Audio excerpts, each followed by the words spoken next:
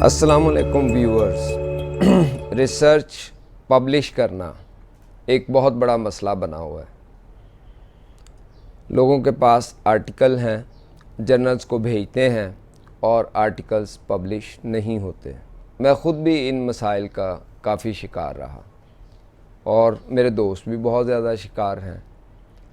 और पाकिस्तान में तो ये ख़ास तौर पे काफ़ी बड़ा मसला नज़र आता है। जर्नल जो हैं वो फ़ीस बड़ी लेते हैं और वो बड़ी फ़ीस अदा करने की अक्सर लोगों के पास इस्तिताअत नहीं होती। तो इस बात को किस तरह से देखना है, इस पे मैंने थोड़ा सा पिछले दिनों काम किया।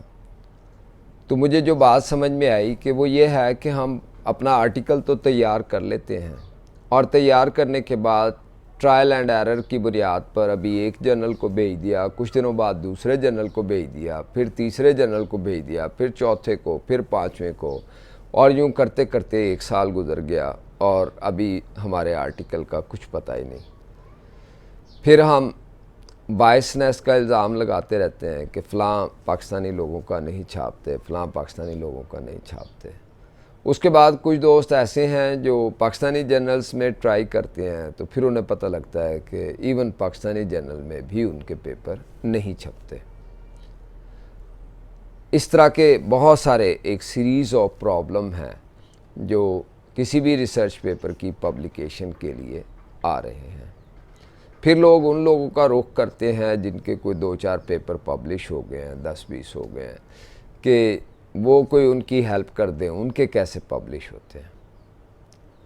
तो असल मसला क्या है जो मुझे समझ में आया, वो ये है कि जब भी हम कोई प्रोडक्ट तैयार करते हैं तो उसको हमेशा उस मार्केट में लेकर जाते हैं जिस मार्केट की वो प्रोडक्ट होती है। उस मार्केट को अच्छी तरह से स्टडी करते हैं, उसमें देखते हैं कि क्या आजकल इस चीज़ की ज़रूरत है और क्या आने वाले दिनों में इस चीज़ की ज़रूरत है। तो जिस जर्नल में आप पब्लिश करना चाहें, आपके लिए ज़रूरी है कि उस जर्नल को पहले पढ़ना शुरू करें, उसको ऑब्ज़र्व करें, उसके मौज़ूआत देखें, उसके अंदर छपे हुए आर्टिकल्स को देखें कि वो किस अंदाज़ के और कौन कौन से आर्टिकल्स छप रहे हैं, उनका स्टाइल तहरीर का किस तरह से है, उनके कंटेंट्स जो हैं वो किस अंदाज़ से चलते हैं। तो जब तक जर्नल की अंडरस्टैंडिंग नहीं पैदा करेंगे, जो सबसे पहला स्टेप है, तो अपनी प्रोडक्ट को उस जर्नल के हिसाब से कैसे डेवलप करेंगे। मेरे सामने जितने रिसर्च पेपर आए उनमें आम तौर पर यही सबसे बड़ा इशू था कि वो उस रिसर्च स्कॉलर ने उसे अपनी मर्ज़ी के मुताबिक बना लिया था, ना कि उसको उस जर्नल के मुताबिक बनाया। तो जब तक हम जर्नल को थॉरोली स्टडी नहीं करेंगे, बार बार उसके कम अज़ कम 10, 20, 30, 40, 50 आर्टिकल स्टडी करें, उसकी पूरी अंडरस्टैंडिंग अपने अंदर बिल्ड करें और फिर अपने रिसर्च आर्टिकल को भी उसके मुताबिक बिल्ड करें, तो देयर इज़ ए चांस कि आपकी पब्लिकेशन जो है वो हो जाएगी।